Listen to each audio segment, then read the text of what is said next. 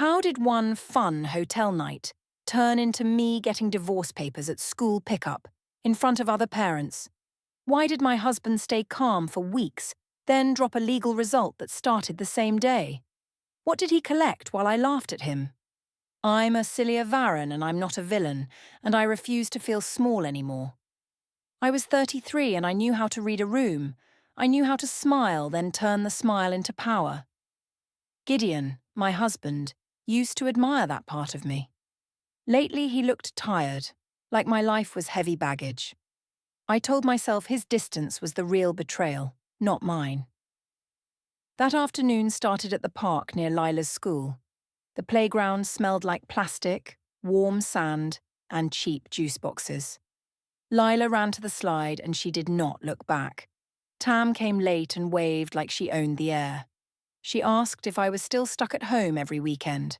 I said Gideon acted like a boss, not a partner. Tam said men relax only when women stop begging. I liked that sentence because it sounded like wisdom. Gideon sat on a bench with his phone, quiet and careful. He looked like a man waiting for a bus, not family time. I watched him and decided he wanted me to feel lonely. I told myself I had the right to fix that feeling. Tam pointed at my ring and asked why I even wore it. I said the ring was not the problem, Gideon was. I said he had stopped seeing me like I was furniture. Tam said I deserved music, drinks, and people who noticed me. I agreed too fast, like I had practiced that answer already. Gideon lifted his eyes once and looked straight at me. He did not frown, and he did not smile either. That calm face made me angry because it felt like judgment. I asked if he wanted to talk about us right there.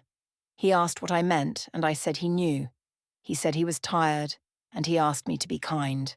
I heard kind as a command, and I hated that. I said he was always policing my tone, like a parent. He said he was not policing me. He was asking for peace. I told myself peace was his word for control. Tam offered to take me out that night, just us. I said yes because saying yes felt like breathing. Gideon asked what time I would be home, calm again. I said I did not know, and I said he should relax. He nodded and looked back at Lila on the swings. That nod felt like he did not need me, and I felt insulted. I pushed the stroller gate closed a little too hard. Tam noticed and said my anger was finally waking up. I told myself she understood me better than Gideon did. On the metro, the seats were sticky and the lights looked sick. Tam scrolled through photos picking the best angles for us. She said I should wear the black dress because it shocked men. I said I wanted to feel like myself again, not a mother machine. My phone buzzed, and Gideon's name filled the screen. I watched it ring and I did not answer. Tam asked why I let him interrupt my night. I said he trained me to respond fast, like an employee. Tam said I should teach him I was not owned. I put my phone face down and felt proud of that move. The train rocked, and my reflection shook in the window. For a second, I looked like a stranger watching me. I told myself that the stranger looked brave, not guilty. At my stop, Tam linked her arm with mine, smiling wide. She said men fear women who stop explaining themselves. I said Gideon needed to learn I had options. We reached the club and bass thumped through the sidewalk. The door staff stamped our wrists like we were meat. Inside, coloured lights made everyone look younger and bolder. Tam shouted into my ear and asked if I felt alive. I nodded, and the nod felt like a promise. I posted a quick story, just our drinks and smiles. I chose the close friends list, feeling clever and safe. I told myself Gideon would never see that version of me. A man brushed past, and his cologne cut through smoke. He turned and looked at me like I mattered. Tam saw it and pushed me forward with her shoulder. The man said his name was Milo, and he smiled easily. He asked if I danced, and I said I usually did not. Tam said I danced when I stopped overthinking everything. I stepped onto the dance floor and let noise swallow my doubts. Milo moved close, and I pretended it was normal. I told myself bodies in clubs were always close. Milo asked if I came here often, and I said rarely. He asked why I looked angry, and I said I was bored. He said bored women were dangerous, like it was praise. I liked that he called me dangerous, not difficult. My phone lit again, and I saw Gideon calling a second time. I turned my phone silent, telling myself I was protecting my mood. Tam saw and laughed, then said, I was finally choosing me. I danced harder because stopping would mean thinking. Milo said I had strong eyes, and I smiled at that line. I said men always noticed my eyes first, not my mind. He said he liked the mind too, and I let that lie land. I felt like I was winning a game Gideon never played. When I went to the bar, Milo followed without asking. He bought a drink and asked if I was taken. I said marriage was complicated, and I kept my face calm. Milo said complicated meant unhappy, and he looked sure.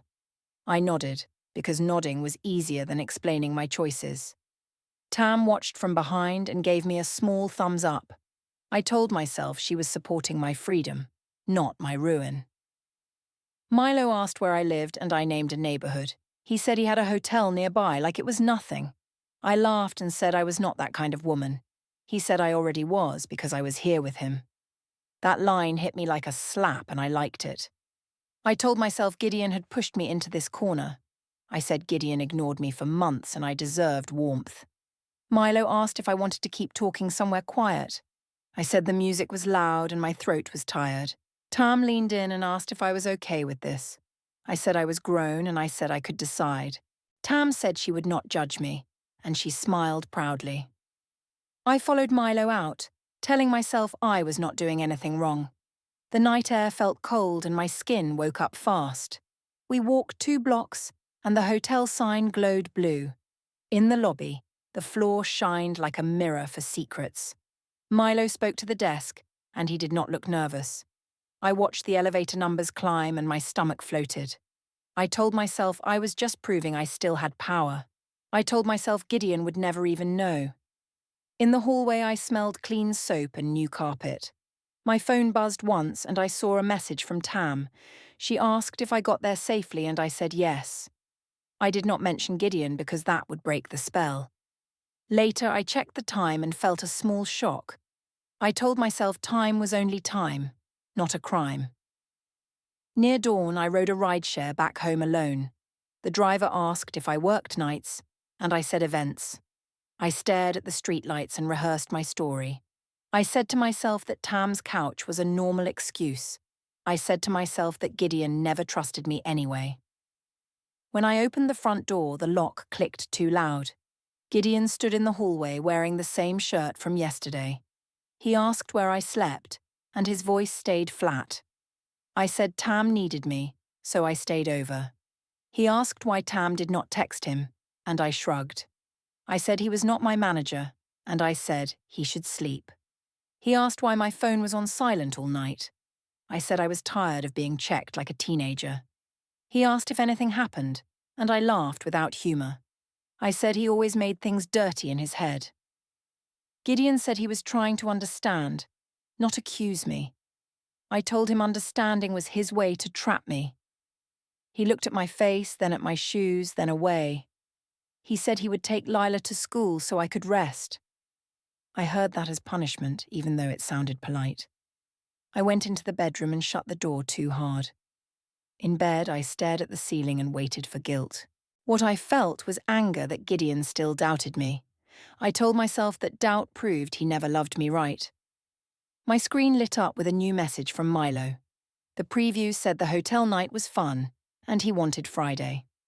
Morning light hit the counter, and the house felt oddly staged. 2 mugs sat apart like they refused to meet. I rinsed my lipstick mark and watched the water spin away. Gideon stood by the fridge quiet, with his phone face down. I asked if he slept at all. He said he was fine. I said he looked dramatic, and I said he wanted attention. He asked if I was going to work early. I said yes, maybe. A soft ping came from his screen and he dismissed it fast. I caught the title before it vanished. Cedar Point, 10:10 a.m. I asked what Cedar Point meant. He said it was an errand. His voice stayed smooth, which made my skin itch with anger. I told myself calm was a new trick, not real peace. He asked if I wanted coffee. I said he was not my waiter. He nodded once and walked past me without any fight. That small lack of fight felt like a slap I could not return. Lila came in, yawning, and asked why we were quiet. I said grown people were tired sometimes and everything was normal. Gideon helped her with her shoes and said nothing else. He took her to school and he did not ask me to join. I told myself he was punishing me with politeness. At work, I wore my best blazer and my brightest smile. The open office smelled like printers, lemon cleaner, and fake calm. Tam texted me a laughing emoji and asked if I felt powerful. I replied with a heart, pretending power was the same as safety. A co-worker asked if my weekend was fun. I said it was needed. She asked about Gideon, and I said he had been cold lately. I said I was carrying everything like I always did. The co-worker frowned and said Gideon seemed like a good man. I laughed and said good men still fail their wives at home. I loved how that line made me sound like a judge. My phone buzzed, and Milo's name popped up like a dare. I did not open it right away because I liked control. I told myself one night did not mean anything serious. Still, my fingers shook a little, and I hated that. I opened the message, and it said I looked fearless. I replied with a short joke like I was above it. I minimized the chat fast when someone walked behind me. The small lie made my chest feel light, not heavy. At lunch, Tam called and asked if Gideon was sulking. I said he was acting like a victim and it was embarrassing. Tam said victims love attention and I should not feed him. I agreed because agreeing felt easier than thinking. Later, my manager passed my desk and stopped too long. He asked if I could talk later just for a minute. I said yes, and my smile stayed glued to my face. I watched him walk away and felt my stomach tighten. I told myself it was about a project, not my behavior. A few minutes later, a notification popped up on my screen. Someone had tagged me in a club photo from Friday night. I clicked it too fast, and the image loaded in bright colors. Milo was beside me, and his hand rested close to my waist. The angle made it look intimate, even if I denied it. I told myself photos lie and people always exaggerate. I untagged myself, then checked if anyone saw it already. 3 co-workers had already reacted with wide-eyed emojis. I forced a laugh and said people were childish online. I messaged Tam and asked who posted it. She said not her. She said the club had photographers and it was normal. I told myself normal meant safe, and safe meant I could keep winning. When Gideon texted asking about dinner, I answered late on purpose. I said I was busy, and I did not add any warmth. He replied with a simple okay, and no questions followed. That quiet okay made me feel strangely unseen. After work, I walked through the office tower lobby watching reflections. I saw my face in the glass and it looked sharp and tired. A co-worker waved and asked if I was coming to team drinks. I said yes, even though I wanted to escape. I wanted witnesses because witnesses can become shields. At the bar near the gym, Tam met me and hugged me hard. She asked if Gideon had begged yet. I said he barely spoke. Tam said silence was a threat, and I should strike first. I asked what strike meant. She said I should look happy publicly. I posted another story, showing my drink and my smile. I chose close friends again. Sure, Gideon could not see. I did not know that other people can still screenshot. In the gym locker room, the air smelled like soap and sweat. Women talked loud like volume could erase their problems. Tam said I should stop feeling guilty for being wanted. I said I was not guilty, and I meant it then. My phone buzzed with a bank alert, and my throat went dry.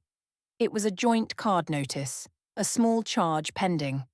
I told myself it was a mistake, a delayed hold, nothing serious. Still, I thought about the hotel lobby and its clean lights. I thought about cameras and receipts and timestamps on everything. I shoved that thought away like trash in a bin. When I got home, Gideon was in the living room with Lila. Lila showed me a drawing and I praised it too quickly. Gideon asked if I could talk after she slept. I said sure. He did not argue about my tone, which felt unnatural. After bedtime, he asked if I used the joint card Friday night. I said no, then I said maybe Tam used mine by mistake. He asked how Tam could use my card. I said I did not know. He nodded, calm, like he was storing my words. I asked why he was acting like a detective. He said he was tired. He said he wanted facts, not fights, and he would sleep early. He went to the guest room without asking my permission.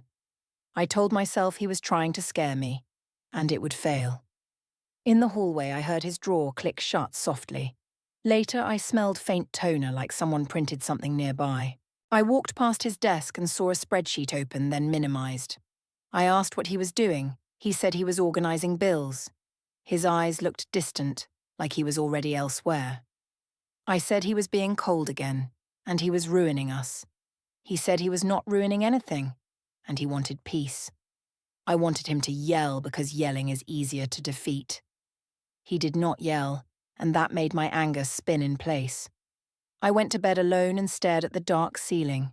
I told myself he would crack soon, and I would look right. My phone buzzed, and Milo sent a playful selfie from somewhere bright. I did not answer, because my pride needed a break. Then my manager asked for a quick word tomorrow, and I froze. Something about Gideon's face looked flat, like a closed door. I told myself he was acting, and I would not bend. The next day felt bright, but my stomach stayed heavy. I drove to the riverside promenade after work, alone. The water moved slowly and people walked like nothing mattered. I saw Gideon ahead, holding Lila's hand, calm and steady. Lila pointed at birds and he listened like it was important. I felt replaced, and I hated how fast that feeling arrived. I walked closer and made my steps loud, hoping he would notice. He turned and asked if I needed something. I said I needed respect. He asked what respect meant today. I said he knew already. I told him his silence was cruel and he enjoyed it. He said he was not silent, he was careful with words. I said careful was just another name for cold and selfish. He asked if I wanted to talk somewhere private. I said public was fine. I wanted witnesses because witnesses make me feel safer. A couple passed us and glanced at my face, then looked away. I noticed their quick look, and it stung more than I expected. Gideon asked if I ate lunch. I said he was changing subjects. He said he was thinking about Lila's routine and bedtime. I said he used Lila like a shield, and it was disgusting. He said he would not argue while she was holding his hand. That line made me feel trapped inside my own anger. Lila asked why my voice sounded sharp.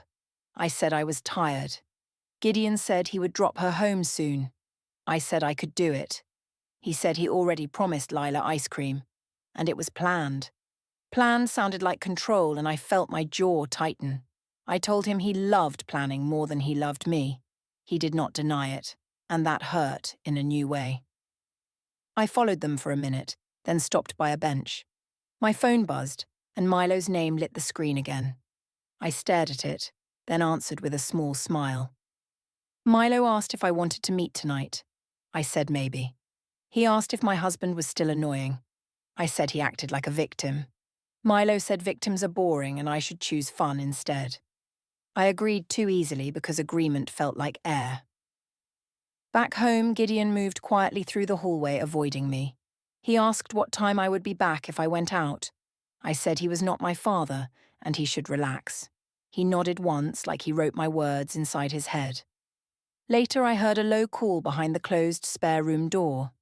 A soft beep sounded, like an app starting, then stopping quickly. When I walked closer, the door opened and Gideon looked calm. He asked if I needed the charger. I said no and walked away. In the kitchen, 2 mugs sat apart again like a message. I told myself he was doing that to make me guilty. I changed clothes fast and chose the black dress anyway. Tam picked me up and said I looked like revenge. I said I was not doing revenge. I was doing honesty. Tam laughed and said honesty is just power without apology. The club smoking patio smelled like mint, ash, and sweet perfume. Milo leaned on the rail, as if he belonged there. He asked why I looked tense. I said Gideon was being strange. Milo said strange husbands create free wives, and he smiled wide. Tam watched us and whispered that Gideon caused this. I nodded because nodding kept the story clean. Milo took a photo with me and I tilted my face carefully. I told myself a photo is not a promise, just a moment. Someone nearby said we looked like a real couple. I laughed. I said Gideon never took photos with me anymore, like I was invisible. Tam said the world notices women who choose themselves finally. I believed her because belief felt better than doubt. Milo asked if I would come to a birthday dinner later. I said I had family plans, and it sounded harmless. The dinner was for my cousin at a family restaurant downtown. I told Gideon it would be nice to go together and smile. He asked who else was coming. I said family and friends. He agreed without pushing, and that made me uneasy. At the restaurant, the long table filled fast with loud voices. People hugged, laughed, and placed phones face up beside their plates. I sat beside Gideon but angled my body away from him. I wanted the table to see my distance as a statement. Gideon asked if I was okay. I said I was fine. My cousin asked why Gideon looked tired. I said he worried too much. Tam arrived late and brought Milo like a surprise gift. She said Milo was nearby and wanted to say hello. Gideon looked at Milo and asked how we knew him. I said he was a work friend, and it was simple. Milo nodded and said he liked my energy, like he owned it. I smiled and let the word hang because I wanted impact. Gideon asked if Milo would sit somewhere else. I said it was rude. I said Gideon always tried to control who I spoke with. Someone at the table laughed, and that laugh warmed me. I told a story about Gideon misplacing his keys like a child. I said he would lose his head if I did not remind him. More laughter came and I felt powerful again. Gideon asked me to stop teasing him. I said it was only a joke. I said if he could not take jokes, he was weak. My aunt frowned, but she did not speak. Tam raised her glass and said we should make a toast. People cheered, and a few phones lifted ready for content. I stood up and felt the room lean toward me. I said I carried the marriage while Gideon carried excuses. I said a woman deserves romance, not silent spreadsheets and rules. Milo clapped too hard like he was part of the family. Gideon asked me to sit down. I said he was embarrassing me. Someone shouted for another line, and my cheeks burned with thrill. I said Gideon should be grateful I stayed with him at all. The table exploded with laughter, and a camera flash popped near my eyes. Gideon set his napkin down neatly and breathed out slowly. He said he would take Lila to the car because she looked tired. I said he was running away like he always did. He did not answer me, and he did not threaten anyone. He only guided Lila gently through the crowd and out. The restaurant noise kept going, but my stomach turned cold. I watched the door swing shut behind him, slow and final. My phone buzzed with a new notification, and it was the tagged video. The tagged video kept replaying in my head all night. I told myself it was funny, and people loved confidence. In the morning, my phone felt heavy, like a guilty object. Gideon did not mention the video, and that scared me. He moved through the hallway like a guest, polite and distant. He asked what time my errands were. I said after work. He said he would handle school pickup today. I said fine. Lila hugged his leg and she barely looked at me. I said she was tired, and children change moods fast. Gideon nodded once like he was noting a weather report. At lunch, Tam sent laughing reactions to the dinner clip. She said I owned the room, and Gideon looked small. I replied with applause emojis, acting like it proved something. A small part of me wondered who else saved that video. I pushed that thought away and called it a paranoid drama. After work, I stopped at the supermarket for quick dinner supplies. The store lights made everyone look pale and impatient. I chose expensive snacks on purpose to feel powerful. At the checkout, the card reader beeped and flashed an error. The cashier said it declined, and people behind me listened closely. I laughed and said machines are stupid, then tried again. It declined a second time, and my cheeks burned hot. I switched to another card, pretending it was my plan. The cashier asked if I wanted to split payments to make it easier. I said no, too loud, and the line went quiet. I told myself Gideon must have moved money to punish me. I walked out gripping bags, hearing whispers that might not exist. In the parking lot, Gideon's car faced the street like a ready exit. That detail stuck in my mind like a splinter. When I got home, Gideon was folding Lila's clothes neatly. He asked if the store was busy. I said he should mind himself. He said he was only asking, and his tone stayed calm. I noticed his phone was fully charged, face down beside him. He did not leave it across the room like before. I told myself he was acting secretive to make me anxious. Lila came in holding her drawing folder close to her chest. She asked if we could all eat together, like before. I said yes, and my voice tried to sound sweet. Gideon said he already ate, and he would sit anyway. He sat at the edge of the table, not leaning toward me. 2 mugs stood apart on the counter like quiet sides chosen. I said he was being dramatic with the mugs. He did not respond. After dinner, Lila asked if I would read to her tonight. I said of course, because mothers always do that part. Gideon said he would do it, and he carried her gently. I followed them to the bedroom door, irritated by exclusion. Gideon asked if I could give them 10 minutes alone. I said he was pushing me out of my own family space.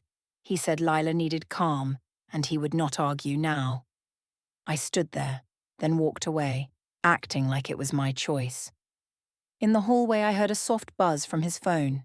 The screen lit with private, and he swiped it silent quickly. He stepped onto the balcony and shut the door softly.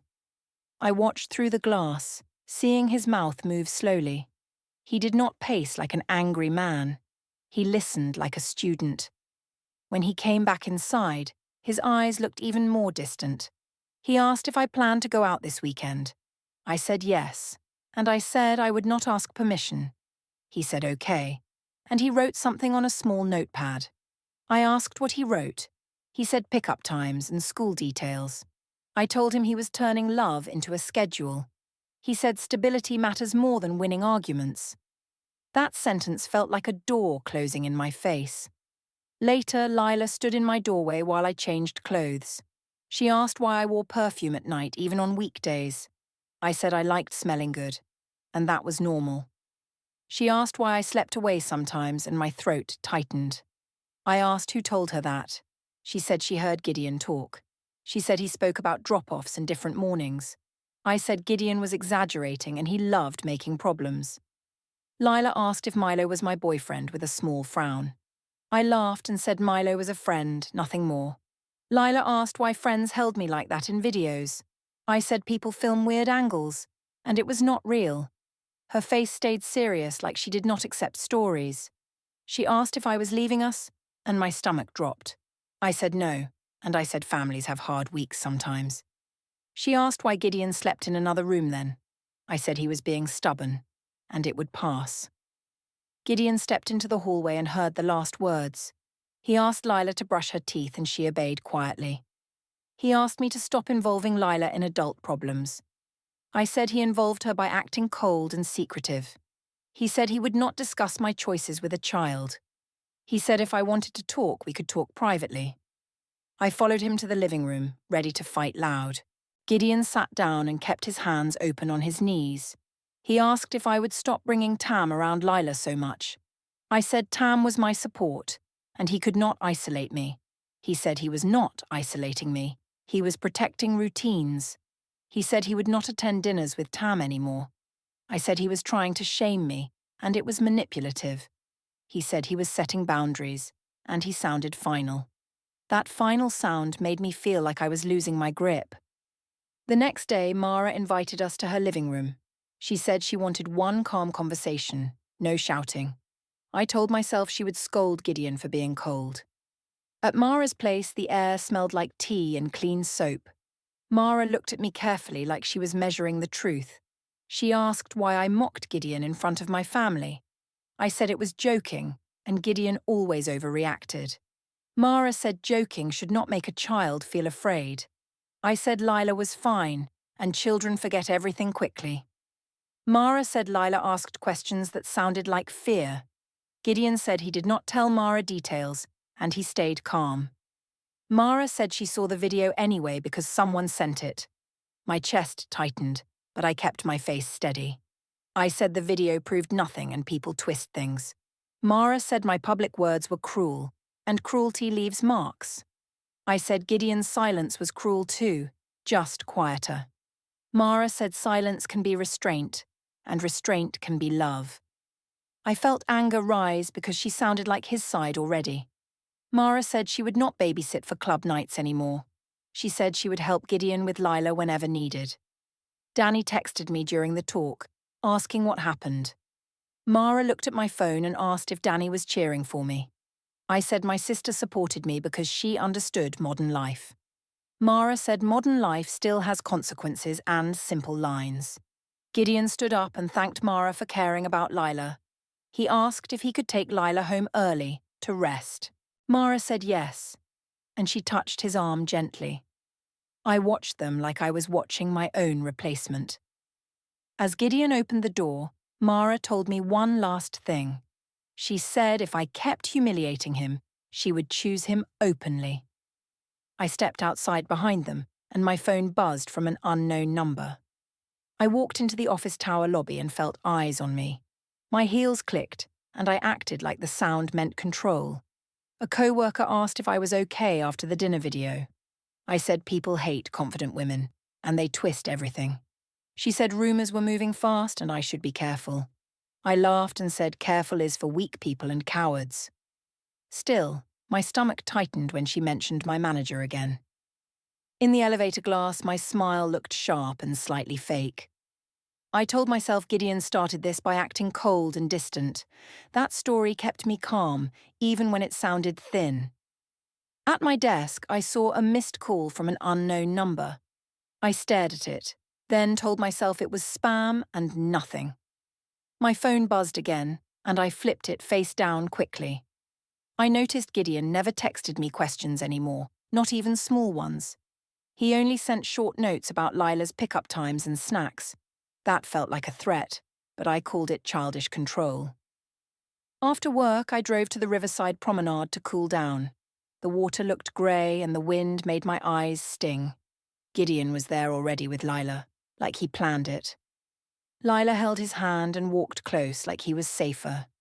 I walked up and asked why he always chose public places lately. He said public places keep things calm, and he wanted calm. I said calm was his new weapon, and it was manipulative. He asked if I wanted to talk privately later, without shouting. I said I never shout, and he invented that about me. He nodded slowly like he stopped believing my words. Lila asked if we could get ice cream, and Gideon agreed. I said I could take her, but Gideon said he already promised. That promise sounded like a line he would not let me cross. Back home, the house smelled faintly like toner and warm paper. I heard a soft shredder hum stop when I entered. I followed the sound and saw Gideon near the spare room. A drawer clicked shut, and I noticed a small lock turn. I asked what he was hiding, and he said old bills. I said he was acting secretive to punish me for living. He said he was organising, and he kept his voice flat. On the counter, 2 mugs sat apart like opposite flags. I called it petty, but he did not react at all. His laptop sat open, showing a spreadsheet with initials and dates. When I stepped closer, he minimized the screen without explanation. I said he was turning our life into numbers like a robot. He asked what days I planned to be home next week. I asked why he needed that, and he said routines matter. I said routines were his excuse to control me with schedules. He said Lila needs predictability, even when adults fail.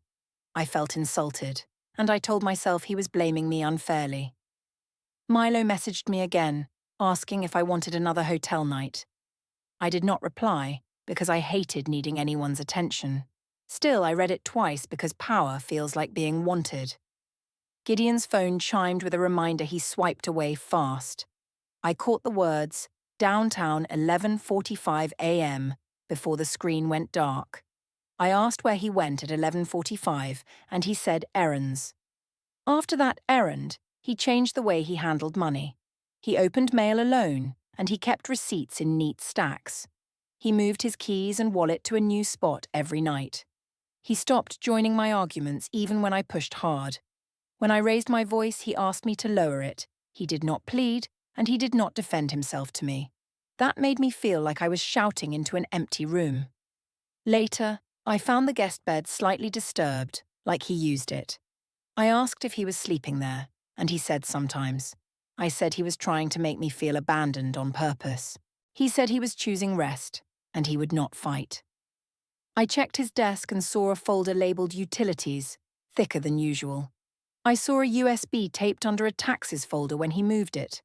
I pretended I did not see, because seeing made it real. His phone alarm went off once and the label flashed paper drop. He silenced it fast and put the phone back face down. I asked if he was spying on me and he said no. He said he was being careful, and his calm felt colder. At bedtime, he set Lila's bag by the door neatly. He asked what days I wanted for school pickups next month. I said he was acting like we were separated already. He said he was planning for stability, not feelings and drama. I told him he was weak for not fighting for me. He looked at me for a long moment, steady and tired. He said he would not explode and he would not beg anymore. Then he said he would handle it properly, and he walked away. Parents waited by the school gate and I smiled anyway. A woman in a plain coat asked my name, loud enough. She handed me an envelope and said I was legally served today. The page said divorce petition and temporary parenting orders, immediately. Gideon stood beside Lila and told me pickups were listed clearly. I said he wanted to shame me. He said he wanted stability. Mr. Olek watched, and several parents went quiet, staring at me. Lila took Gideon's hand, and he walked her to the car. I read the hearing date, and my knees shook in public silence.